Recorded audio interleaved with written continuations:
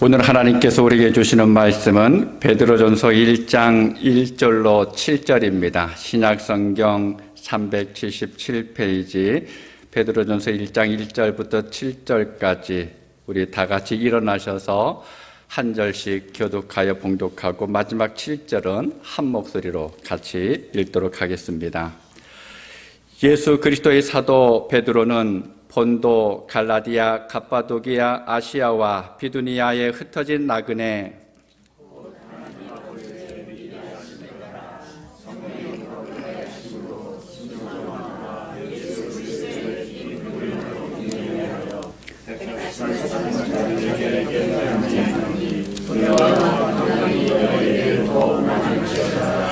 우리 주 예수 그리스도의 아버지 하나님을 찬송하리로다. 그의 많으신 긍휼대로 예수 그리스도를 죽은 자 가운데서 부활하게 하심으로 말미암아 우리를 거듭나게 하사 산 소망이 있게 하시며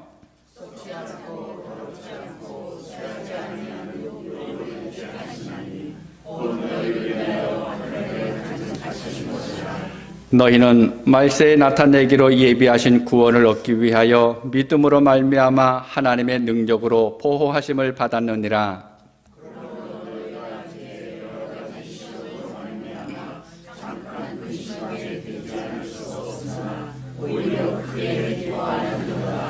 너희 믿음의 확실함은 불로 연단하여도 없어질 금보다 더 귀하여 예수 그리스도께서 나타내실 때에 칭찬과 영광과 존귀를 얻게 할 것이니라.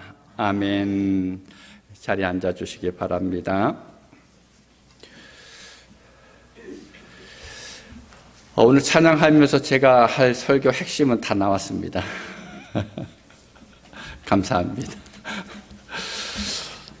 연초부터 미국 기독교계에 엄청난 파문이 일어났습니다. 여러분 뉴스 보셨을 텐데요. 필립 얀시 혹시 들어보셨습니까? 미국뿐만 아니라 세계 기독교계에서 최고의 지성 중에 한 분으로 불리기도 하죠. 성경을 만나다 하나님 당신께 실망했습니다. 내 안에 하나님이 없습니다. 그들이 나를 살렸네. 이런 책들이 있었는데 여러분 읽어보셨는지 모르겠습니다. 이분이 쓴 많은 책들이 기독교계에서 베스트셀러가 됐습니다. 몇 년 전에 파킨슨병 진단을 받았었는데 그가 지난 주간에 나의 행동은 결혼에 대해 내가 믿는 모든 것을 거스르는 것이었다. 나의 신앙과 글에 완전히 모순됐다고 하면서 자신의 불륜을 고백했고 그리고 글 쓰거나 모든 것에서 은퇴하겠다라고 발표를 했습니다. 근데 필립 얀시의 글을 읽어보면 누구보다도 은혜가 필요하고 쉽게 넘어지는, 그래서 도저히 스스로 구원할 수 없는 존재가 바로 인간이라고 하는 사실을 끊임없이 이야기를 합니다. 그렇기 때문에 인간은 하나님을 향한 믿음이 있어야만 한다라고 늘 주장했었는데 바로 그러한 그가 넘어졌습니다. 여러분, 사단은 우리를 집요하게 공격합니다. 갖가지 방법으로 우리에게 접근하고 우리를 넘어뜨리려고 합니다. 사도 바울이 그러므로 자기가 굳게 서 있다고 생각하는 사람은 넘어지지 않도록 주의하십시오라고 경고했던 것처럼 내가 뛰어나다고 자만한 그 순간에 사단의 공격에 의해서 넘어질 수도 있습니다. 그래서 우리는 늘 나를 살펴야 합니다. 내가 있는 자리가 어딘지, 또 어디를 향해서 가고 있는지, 무엇을 바라보고 있는지, 무엇에 귀를 기울이고 있는지 우리는 나 자신을 늘 살필 수 있어야 합니다. 여러분, 2026년을 살아가면서 더욱 내 믿음을 살펴볼 수 있는 저와 여러분 모두가 되실 수 있기를 바랍니다. 우리 잠시 기도하겠습니다. 아버지 하나님, 감사합니다. 오늘 또 예배 자리로 우리를 불러주셨습니다. 하나님께서 말씀하시는 음성을 듣기를 원합니다. 영의 귀를 열어주시고 마음의 문을 여셔서 하나님의 뜻을 분별하게 하시고 주님 앞에 온전히 설 수 있도록 도와주옵소서.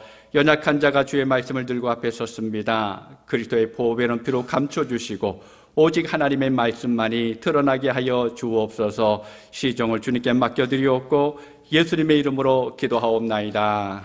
아멘. 세상을 살아가는 모든 사람들은 행복하고 평안하기를 원합니다. 그래서 그것을 꿈꾸면서 나름대로 열심히 최선을 다해서 살아가는 것이 일반적인 삶입니다. 그런데 그렇게 살아간다고 해서 우리의 삶 속에 그러한 평안이, 행복이 늘 이루어지는 것은 아닙니다. 생각지 않은 어려움이 찾아올 때가 있습니다. 많은 아픔을 겪을 때도 있습니다. 특별히 신실한 그리스도의 사람으로 살아가는 이에게 반드시 찾아오는 시험이 있습니다. 나는 분명히 그것을 원하지 않는데, 그것을 좀 멀리 나를 피해갔으면 좋겠는데 생각함에도 불구하고 시험은 계속해서 믿음의 사람들에게 찾아옵니다.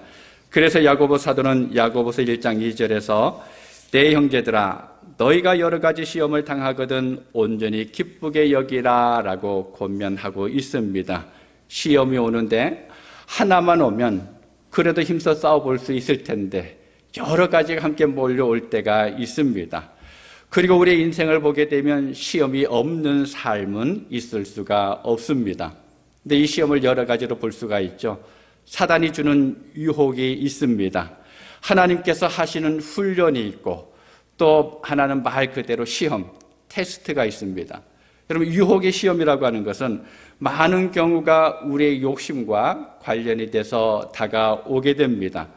훈련이나 테스트는 우리를 성장시키려는 하나님의 의도가 담겨 있기도 합니다. 그래서 사도들은 우리가 시험을 만날 때 기쁘게 여기라라고 이야기하고 있습니다. 왜 그렇습니까? 그것은 바로 그 시험을 통해서 하나님의 사람으로 내가 온전히 나아갈 수 있기 때문에 그렇습니다. 여러분 시험을 만났을 때 어떻게 하십니까? 오늘부터 시작하는 베드로전서를 통해서 우리가 시험을 만났을 때 과연 나는 어떤 자세로 살아가고 어떤 마음을 품어야 할까? 하나님께서 말씀하시는 음성을 함께 듣기를 소망합니다. 초대교회 지도자 중에서 가장 중요한 인물을 꼽으라 그러면 우리는 베드로, 또 요한, 바울을 꼽을 수가 있습니다. 특별히 사도 바울을 가리켜서는 믿음의 사도라고 이야기합니다.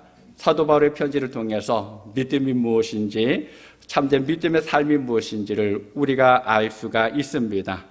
그리고 사도 요한을 통해서는 하나님의 사랑을 경험할 수가 있습니다. 그래서 사도 요한을 사랑의 사도라고 이야기합니다. 자, 그러면 사도 베드로는 무엇이라고 부를 수 있을까요? 베드로가 살아왔던 삶, 또 베드로 전후서를 통해서 우리에게 전하는 그 말을 통해서 사도 베드로를 부른다 그러면 바로 소망의 사도라고 할 수가 있습니다. 이 세상에 사는 모든 사람들에게는 소망이 필요합니다. 지금 이 시대는 경제적으로는 어느 시대보다 더 풍성하게 살아가고 있습니다. 많은 것들을 누리고 있고 또 편리함 가운데 살아가고 있습니다. 그런데 문제는 마음입니다. 주변의 것들은 잘 갖춰져 있는데 우리의 마음은 너무나 많은 사람들이 꿈과 소망을 잃어버리고 살아가고 있다는 겁니다. 당장 눈앞에 보이는 것에 대해서는 집착하면서 소망이라고 하는 것에 대해서는 가치를 두지 않고 살아가는 사람들이 많이 있습니다. 바로 그런 세상에서 우리 그리스도인들이 보여주어야 할 것이 소망입니다. 베드로전서가 기록됐던 시대, 그 상황은 교회가 엄청난 핍박을 받고 있었죠. 그래서 이 교회들이 그것을 견뎌내기에는 너무나 벅찬 시간을 보내고 있었습니다. 여러분, 코바디스라고 하는 영화 보셨죠? 베드로 사도가 사역하고 있던 그 시대 상황을 가장 잘 보여주고 있습니다. 네로 황제가 통치하고 있었던 그때 이 황제의 광기가 극에 달하면서 지저분했던 로마의 구시가지에 불을 지르게 됩니다. 그런데 그것으로 인해서 원망이 커져가니까 그것은 기독교인들이 그런 것이다 라고 하면서 소문을 퍼뜨리면서 교회와 기독교인들을 핍박하기 시작을 합니다. 기독교인들은 단지 예수님을 믿는다는 그 이유 하나만으로 체포돼서 매를 맞기도 하고 옥에 갇히는 것은 물론이고 심지어는 원형 경기장에서 맹수의 밥이 되는 그러한 핍박을 겪고 있었습니다. 그리고 사도 베드로는 자신도 핍박 한가운데 있었습니다. 도망가지 않았어요. 도망갈 기회가 많이 있었음에도 불구하고 그들 속에 있으면서 성도들에게 소망을 가지라고, 믿음에서 이기라고 하면서 서신을 통해서 권면하고 있는 것입니다. 베드로 자신도 고난을 겪었습니다. 실패를 경험해 봤습니다. 여러분, 복음서를 읽다 보면 이 베드로가 어떤 사람인지를 알 수 있죠. 열정적인 사람입니다. 충성스러운 사람입니다. 단순했습니다. 순전해서 두 마음을 품지 않은 사람입니다. 우직하면서 또 성급하기도 했습니다. 남자다운 사람이다라고 이야기할 수 있습니다. 그런데 이런 유형의 사람은 배반의 아픔을 견디지 못한다라고 이야기합니다. 자신이 예수님을 배반했다고 하는 그 사실, 사랑하는 주님을 부인하고 도망갔다는 것에 대해서 그는 견디기 어려운 고난, 슬픔을 겪었습니다. 복음서를 읽으면서 선뜻 이해하기 어려운 것 중에 하나가 요한복음 21장입니다. 베드로는 예수님이 십자가에 달려 죽으시고 또 3일 만에 부활하신 다음에 그 예수님을 만났습니다. 한 번만 만난 것이 아니죠. 여러 번 만났습니다. 예수님의 부활을 직접 목격한 사람입니다. 자, 그러면 그 예수님의 부활을 목격했으면 어떻게 해야 될까요? 일어나야 되겠죠. 흩어져 있던 사람들을 다시 불러 모으면서 우리가 믿음 안에 서야 합니다라고 서로를 권면하고 함께 했어야 됐는데, 그런데 베드로가 어떻게 했습니까? 갈릴리로 돌아가서 물고기를 잡았습니다. 베드로가 부활하신 예수님을 만나기 전이었다 그러면 이 기록이 이해가 됩니다. 고향으로 내려가서 물고기를 잡는 것은 어쩌면 당연할 수도 있습니다. 그런데 부활하신 예수님을 만난 직후에 베드로와 몇몇 제자들이 갈릴리로 내려갔다라고 하는 것은 사실 이해하기 어렵습니다. 여러분, 왜 그렇게 했을까요? 왜 베드로는 부활하신 예수님을 만난 다음에도 갈릴리로 내려갈 수밖에 없었을까요? 어쩌면 베드로는 부활하신 예수님을 만났다는 사실이 더 큰 부담으로 다가왔었을 것입니다. 앞에 베드로의 성격을 말씀을 드렸었죠. 예수님을 부인했던 내가 어떻게 부활하신 주님을, 그때 조금만 더 믿음을 가지고 있었으면 좋았을 텐데 하면서 후회했을 것입니다. 그러면서 절망감과 후회와 죄책감 때문에 아마 고향으로 내려가지 않았을까라고 생각을 합니다. 정답은 성경에 나오지는 않습니다. 베드로의 성격을 통해서 우리는 생각해 볼 수가 있습니다. 그렇지만 예수님은 그런 베드로를 내버려 두지 않으셨죠. 사랑하셨고 찾아가셔서 만나주시고 다시금 이렇게 세워주셨습니다. 베드로는 자신이 넘어졌었기 때문에 실패와 고난의 아픔이 무엇인지 알고 있었습니다. 그리고 어떻게 해야지만 일어날 수 있다라고 하는 그 사실도 경험해서 알고 있었습니다. 고난을 이기는 힘, 실패해서 일어날 수 있는 그 힘은 믿음과 소망의 힘이다라고 하는 사실을 알고 있었기 때문에 이 베드로 사도는 고통 가운데 있는 성도들을 바라보면서 믿음을 가지십시오, 소망 안에 있으십시오라고 편지를 쓰고 있습니다. 오늘 1절을 함께 읽도록 하겠습니다. 예수 그리스도의 사도 베드로는 본도, 갈라디아, 갑보도기아, 아시아와 비두니아에 흩어진 나그네. 누구에게 편지를 쓰고 있습니까?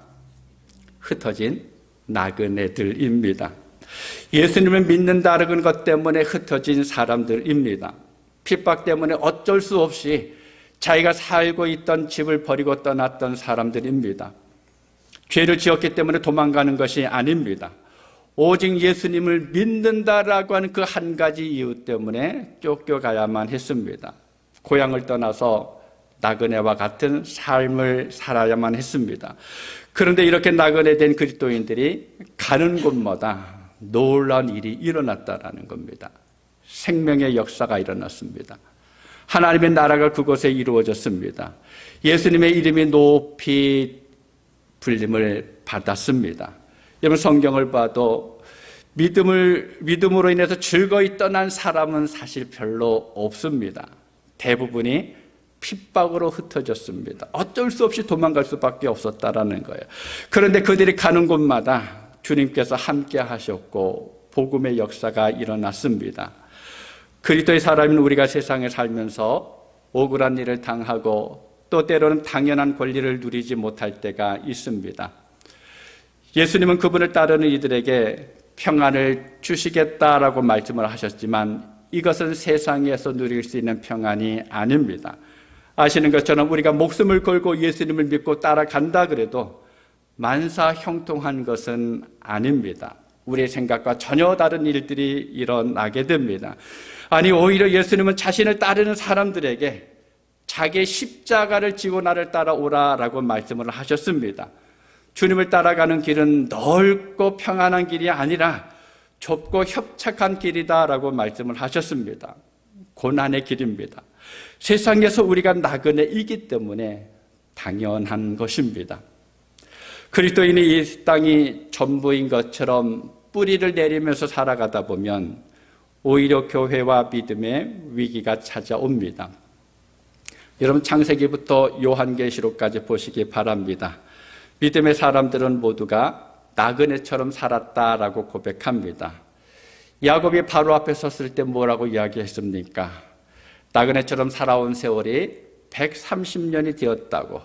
내 조상들의 나그네 생활에 비하면 내 나이가 얼마 되지 않는데 마지막에 정말 고달픈 세월을 보냈습니다 라고 고백을 합니다. 자, 그러면 사도 베드로가 편지를 쓰는 예수님을 믿는다는 이유로 흩어진 나그네된 성도들은 과연 어떤 사람들이었을까요? 본문 2절 우리 함께 읽도록 하겠습니다. 곧 하나님 아버지의 미리 아심을 따라 성령이 거룩하게 하심으로 순종과 예수 그리스도의 피뿌림을 얻기 위하여 택하심을 받은 자들에게 편지하노니 은혜와 평강이 너희에게 더욱 많을지어다. 아멘. 여러분, 세상은 우리가 예수님을 잘 믿고 성령 충만하게 살아간다고 해도 박수해 주지 않습니다. 오히려 손가락질합니다. 그런데 하나님은 우리를 알아주십니다.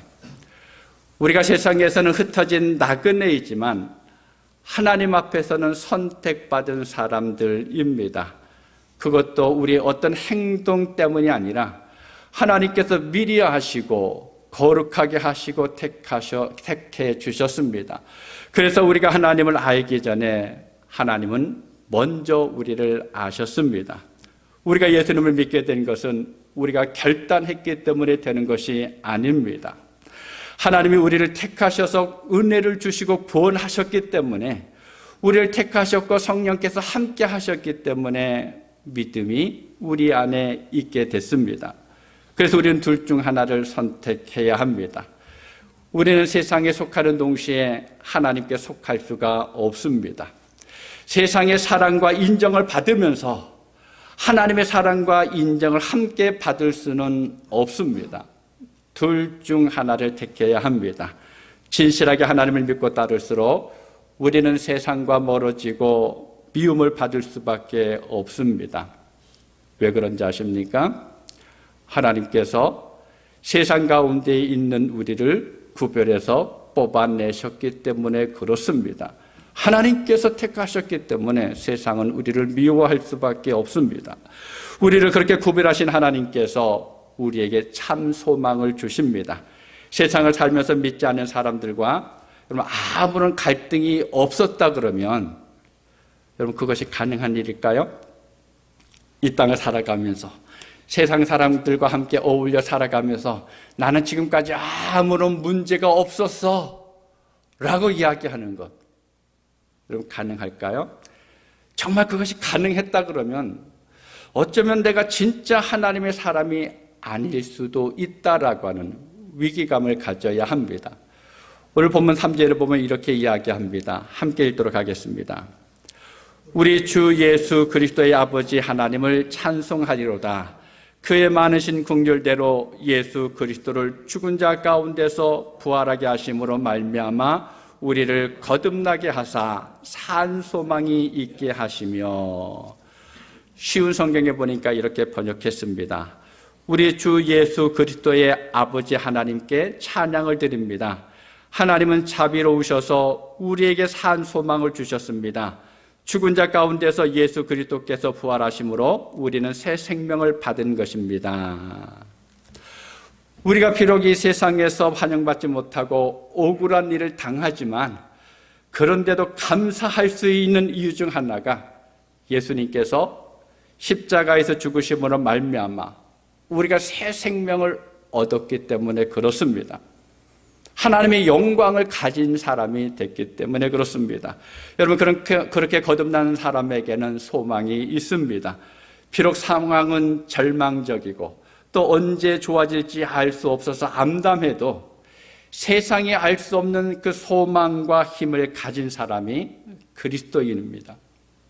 아무것도 보이지 않아도 나는 갈 수 있어라고 가는 사람이 바로 믿음의 사람이라는 것입니다. 하나님께서는 놀라거나 두려워하지 말라라고 우리에게 말씀하셨습니다. 우리는 그 어떠한 경우에도 절망하거나 낙심하지 말아야 합니다. 오히려 상황이 어려워질수록 담대하게 소망을 가져야 합니다. 그런데 이 소망은 저절로 내 안에 생기지 않습니다. 거듭난 사람에게, 믿음 안에 있는 사람에게 이 소망이 들어옵니다. 그럼 민수기를 보게 되면 12명의 정탐꾼이 40일 동안 가나안 땅을 정탐하고 돌아옵니다. 하나님의 약속이 분명히 있었음에도 불구하고 정탐의 결과는 절망적이었습니다. 안 된다라고 얘기했습니다. 그런데 믿음의 사람이었던 여호수아와 갈렙이 뭐라고 말합니까? 다른 사람들의 그 의견을 일축하면서 말합니다. 하나님이 저들을 우리의 손에 붙이시면 저들은 우리의 밥이다. 하나님께서 하시면 된다라고 이야기하고 있습니다. 여러분, 이러한 담대함은 믿음이 주는 소망에서 나오는 것입니다. 이것이 바로 믿음의 역사입니다. 하나님의 비전과 소망은 현실을 보면 맞지 않습니다. 하나님께서 우리에게 주셨던 그 꿈을 생각하면 지금의 상황과 도저히 어울리지 않을 때가 있습니다. 그런데 성령께서 함께 하시면 길이 보여집니다. 이것이 믿음의 사람입니다. 신앙생활은 자신의 경험이나 실력으로 하는 것이 아닙니다. 주님의 능력을 보는 것입니다. 주님이 가셨던 길을 바라보는 것입니다. 비록 지금은 내가 넘어지고 실수하고 연약하지만 주님의 능력에 의지해서 자신을 변화시킬 것이라고 확신하면서 나아가는 사람이 믿음의 사람입니다. 여러분, 물고기 2마리하고 보리떡 5개로 5,000명을 먹이는 것이 가능합니까? 불가능합니다. 그런데 하나님께서 하시면 가능합니다. 우리가 믿음의 땅을 향해 나갈 때 계산기를 아무리 두드려 봐도 결과는 절망입니다. 계산으로는 불가능한 것처럼 보입니다. 그래서 의심이 내 안에 들어옵니다. 자꾸만 하나님의 말씀이 나로부터 멀어집니다. 여러분, 성경의 전체 내용을 한번 생각해 보시기 바랍니다. 예수님은 겨우 12명의 사람을 택해서 땅끝까지 이르는 그 복음의 사역을 맡겨주셨습니다. 하나님은 자식 하나 없는 75세의 노인 되는 아브라함을 부르셔서 하늘의 별처럼 바다의 모래와 같이 많은 자손을 주시겠다라고 약속하셨습니다. 계산이 나오십니까? 아무리 두들겨도 답이 나오지를 않습니다. 그런데 하나님이면 답이 나옵니다. 이것이 산 소망입니다. 내가 만들어내는 것이 아니라 하나님께서 내 안에 심어주는 소망입니다. 그래서 사도 베드로가 오늘 본문에서 하는 이야기가 이것입니다. 본문 6절과 7절을 우리 함께 읽도록 하겠습니다. 그러므로 너희가 이제 여러 가지 시험으로 말미암아 잠깐 근심하게 되지 않을 수 없으나 오히려 크게 기뻐하는도다. 너희 믿음의 확실함은 불로 연단하여도 없어질 금보다 더 귀하여 예수 그리스도께서 나타나실 때에 칭찬과 영광과 존귀를 얻게 할 것이니라. 아멘. 근데 현대인의 성경에 보니까 좀 더 쉽게 이렇게 번역을 했습니다. 그러므로 여러분이 여러 가지 시련으로 잠시 근심할 수밖에 없으나 그래도 여러분은 크게 기뻐하고 있습니다. 시련을 겪은 순수한 믿음은 불로 연단하여도 없어질 금보다 더 귀하여 예수 그리스도께서 다시 오실 때 칭찬과 영광과 존귀를 받게 됩니다. 아멘. 하나님께서 우리에게 고난을 허락하신 이유가 무엇인지 우리는 알 수가 없습니다.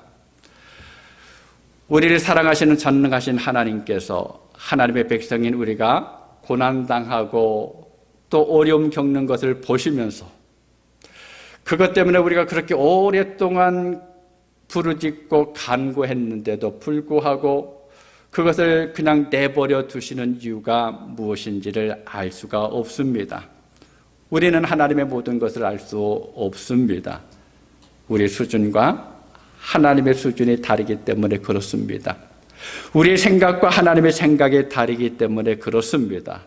그래서 우리가 보기에는 불필요한 일이지만 하나님께서 보시기에는 꼭 필요하다고 여기셔서 우리를 고난을 통과하게 만들어 가십니다. 그런데 여기서 우리가 분명히 알 수 있는 것이 있습니다. 아니, 말씀을 통해서 우리가 기억하고 있는 것이 있습니다. 하나님은 우리가 감당할 수 없는 시험은 허락하시지 않는다라는 것입니다. 그렇기 때문에 내가 견디기 어려운 고난이 온다 그러면 여러분 반대로 이렇게 생각해 보시기 바랍니다. 아, 하나님 나를 인정해 주시는구나. 하나님이 내가 이만큼 감당할 수 있다고 생각하고 계시는구나 라고 여러분 그렇게 생각하시길 바랍니다. 여러분, 믿음의 시련은 금보다 귀하다라고 했습니다. 요즘 금값이 끝없이 올라가고 있죠. 그래서 많은 사람들이 금을 사려고 지금 난리법석을 일으키고 있다라고 말합니다. 그런데 그런 금보다 더 귀한 것이 무엇이라고 했습니까? 무엇이 더 금보다 더 귀합니까? 시련을 겪은 순수한 믿음. 그냥 믿음이 아니에요. 시련을 통과한 믿음입니다. 확실한 믿음입니다. 그래서 우리는 믿음 안에서 시험을 만날 때 기뻐할 수가 있습니다. 우리가 고난 자체를 즐기자는 것이 아닙니다. 고난아 와라 라고 이렇게 말하자는 것이 아닙니다.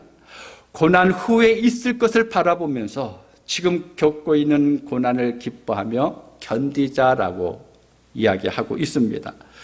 우리는 연약한 존재이기 때문에 고난이 오면 처음에는 잠시 근심할 수 있습니다. 때로는 넘어질 수도 있습니다. 흔들릴 수도 있습니다. 고난은 여러 모습으로 이게 다가옵니다. 아무도 다음에 어떤 시험이 올는지 예상할 수 있는 사람은 아무도 없습니다. 그리고 하나님은 다양한 방법으로 우리를 훈련하십니다. 모든 사람들이 각기 다른 방법으로 연단을 받습니다. 그러나 분명한 것은 그것이 각자에게 최고이고 유익하기 때문에 하나님께서 그 고난을 허락하시는 것입니다. 그렇지만 여러분, 그러한 가운데서 우리가 하나 기억해야 할 것이 있습니다. 베드로 사도 역시 베드로전서 2장 20절에서 이렇게 이야기합니다. 죄가 있어 매를 맞고 참으면 무슨 칭찬이 있으리요. 그러나 선을 행함으로 고난을 받고 참으면 이는 하나님 앞에 아름다우니라. 나의 잘못된 삶으로 당하는 고난은 아무런 유익이 없습니다. 그때는 빨리 회개하고 돌이켜야 합니다. 오직 믿음 안에 있으면서 겪는 고난, 내가 예수님을 따라가기 때문에 겪을 수밖에 없는 그 고난, 내가 신앙생활을 하기 때문에 누군가로부터 욕을 얻어먹고 손가락질 당하고 있는 그 고난, 그것은 뭐라고 이야기합니까? 금보다 더 귀한 믿음이다 라고 이야기합니다. 사랑하는 성도 여러분, 2026년도가 시작되고 이제 11일째가 지나가고 있습니다. 올 한 해를 살아가면서 우리는 여전히 많은 일들을 겪게 될 것입니다. 행복하고 즐겁고 복된 일도 있을 것입니다. 그러나 고난도 있을 것이고 시험도 있을 것입니다. 이 시험이 올 때 여러분 두려워하지 마시길 바랍니다. 오히려 이 연단을 통해서 내 믿음이 순수해지고 하나님의 영광이 더할 것을 알면서 기뻐하실 수 있기를 바랍니다. 고난이 크고 깊을수록 하나님의 비전과 영광은 더 크게 우리에게 다가옵니다. 여러분 힘들겠지만, 그렇게 살아가는 것이 쉽지는 않겠지만, 그러나 시험을 만날 때 믿음으로 즐거워할 수 있는 여러분 되실 수 있기를 바랍니다. 그래서 주님 앞에 기쁨이 되고 주의 영광을 나타낼 수 있는 여러분 모두가 되시기를 주님의 이름으로 축복합니다. 기도하겠습니다. 아버지 하나님 감사합니다. 우리가 살아가고 있는 세상 속에서 때로는 하나님께서 주시는 은혜로 인해서 감격하고 기뻐하고 즐거워하는 삶을 살아가기도 하지만, 그러나 어떤 때는 하나님을 믿기 때문에 겪게 되는 여러 가지 일들도 있습니다. 뜻하지 않은 고난이 다가올 때도 있습니다. 아픔이 있을 때도 있습니다. 그러할 때 우리가 어떻게 해야 되는지를 오늘 말씀을 통해서 다시 한번 생각하게 하시니 참으로 감사합니다. 오히려 고난이 다가올 때 우리 안에 믿음이 더욱더 강해지게 하여 주옵소서. 우리 안에서 하나님께서 주신 소망을 품게 하시며 하나님께서 이루실 것을 기대하고 기쁨 가운데 지낼 수 있는 우리 모든 성도들 되게 하여 주옵소서. 특별히 올 한 해를 살아가면서 그러한 은혜를 경험하기 원합니다. 어떠한 일이 우리 앞에 있다 할지라도 오직 하나님이 나와 함께 하시며 내 안에 주셨던 소망을 붙들고 하나님의 자녀됨을 이룰 수 있게 하여 주옵소서. 모든 것을 주님께 맡겨드리옵고 예수님의 이름으로 기도하옵나이다. 아멘.